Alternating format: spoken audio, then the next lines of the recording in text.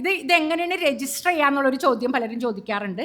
ഈ കേരള രജിസ്ട്രേഷൻ്റെ ഒരു സൈറ്റ് ഉണ്ട്, രജിസ്ട്രേഷൻ SMA 15. ആ സൈറ്റിൽ പോയിട്ട് നമ്മൾ അത് ആപ്ലിക്കേഷൻ പൂരിപ്പിച്ച് അത് ഡൗൺലോഡ് ചെയ്തെടുക്കുക. ഡൗൺലോഡ് ചെയ്ത് കഴിഞ്ഞിട്ട് അതിൽ നമ്മൾ 2 ഫോട്ടോ, ദമ്പതികളുടെ നമ്മുടെ 2 ഹസ്ബൻഡ് ആൻഡ് വൈഫിൻ്റെ ഫോട്ടോ ഒട്ടിക്കുക. ഒട്ടിച്ചതിന് ശേഷം ഒരു ഗസറ്റഡ് റാങ്കിലുള്ള ഉദ്യോഗസ്ഥനെ കൊണ്ട് അറ്റസ്റ്റ് ചെയ്യിക്കുക. അറ്റസ്റ്റ് ചെയ്യിച്ചിട്ട് നമ്മൾ ആദ്യത്തെ ആ സൈറ്റിൽ തന്നെ അത് അപ്ലോഡ് ചെയ്യണം. അപ്പോൾ നമുക്കൊരു പ്രിൻ്റ് കിട്ടും. ആ പ്രിൻ്റ് നമ്മൾ കയ്യിൽ സൂക്ഷിക്കുക.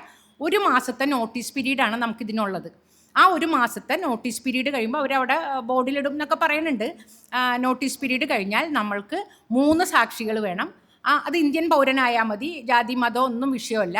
അവരുടെ ആധാറിൻ്റെ കോപ്പി, ആധാർ കാർഡ്, നമ്മളുടെ 2 പേരുടെയും ഈ രജിസ്ട്രേഷന് പോകുന്നവരുടെ ആധാർ കാർഡ് കോപ്പി, പിന്നെ മഹല്ലി എന്നുള്ള സർട്ടിഫിക്കറ്റ്. അതാണ് ചിലർക്കുള്ള ഒരു വിഷയം.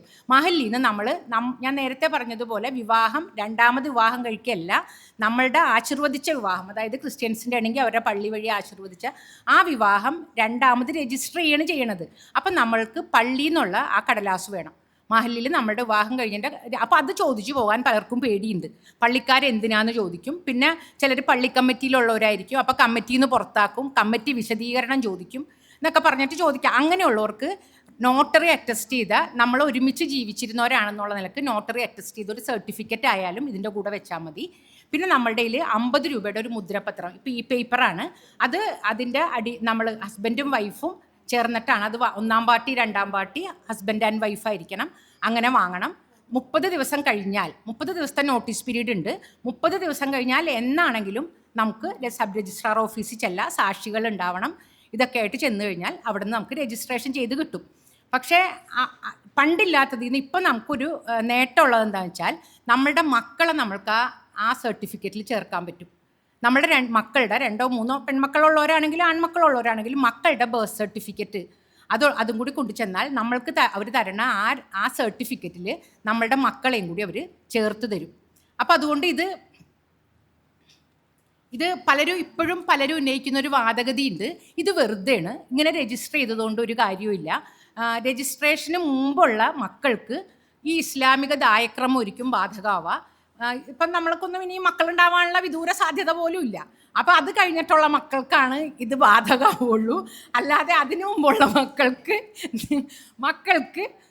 ഇത് കിട്ടൂല. അവർക്ക് ഈ ശരീഅത്ത് നിയമം തന്നെയാണ് ബാധകമാവാന്നൊക്കെയുള്ള വല്ലാത്ത പ്രചരണം നടക്കുന്നുണ്ട്.